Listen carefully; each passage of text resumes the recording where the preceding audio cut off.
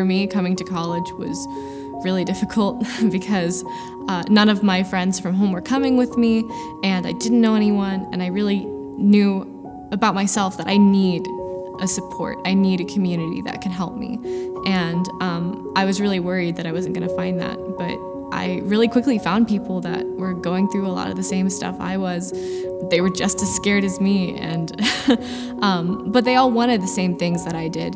And so I really quickly found a community that was very helpful. I remember going to the first vespers service, and I was just so surprised in how much people were enjoying singing and praying and listening to a sermon.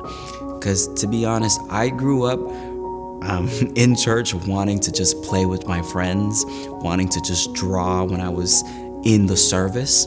And for the first time in my life, I started to see young people seeking more from God.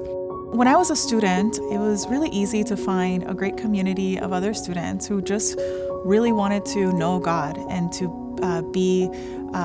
grow together, to be spiritual together. And now that I'm a professor, things are not very different. I have a group of faculty members that I feel very comfortable that I can go pray with and for, that they'll be praying for me. And so it feels really good to be able to do that. And then in addition to that, we have a lot of really great church communities in the area. And so I spend a lot of time at the Spanish church here. And then there's other churches in the community that I go speak at, or that I invite people over to my place to have small groups or life groups.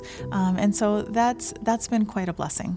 So I was really able to find community early in my freshman year because of life groups.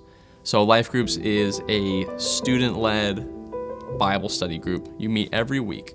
And I heard about it. I got the chance to lead out, to start my own group. My friend and I did it.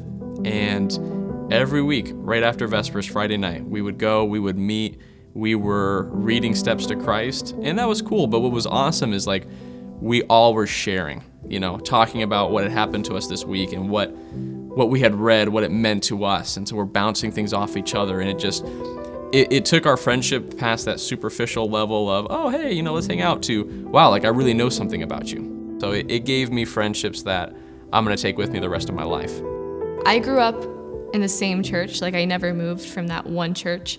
And then I came here, and there were so many different options, and they're all really different, but they're all unified in what's really important and in making me feel welcome and just in their Christ-like spirit. And it was really refreshing.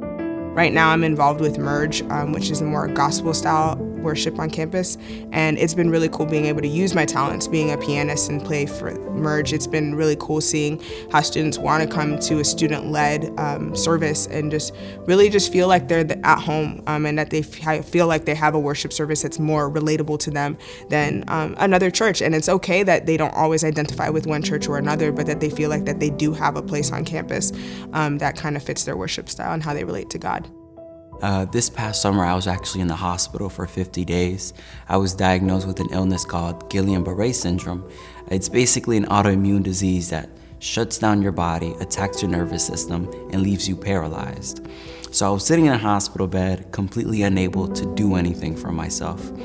But the community that I had received at Southern was honestly part of what I needed to recover. I would say they supplied emotional support so that I can grow physically again. And being in the hospital was a great challenge, and it was very difficult every single day. But because I felt so loved and supported and cared for, I would definitely say that I was able to recover from that situation. Transitioning back into school has actually been really easy, simply because people seem to have my health in their interest. I think there's a lot of pressure as Christians to be like the perfect evangelist and to know how to preach to people and to convert people. And in reality, I think we're all called to just be there. And to be the body of Christ is to give back to people what God has given to you. And for me, it's been really important to feel like I'm not alone, and that there's a community and that there's support there. We can be there for other people, and in that way, we can truly be the body of Christ.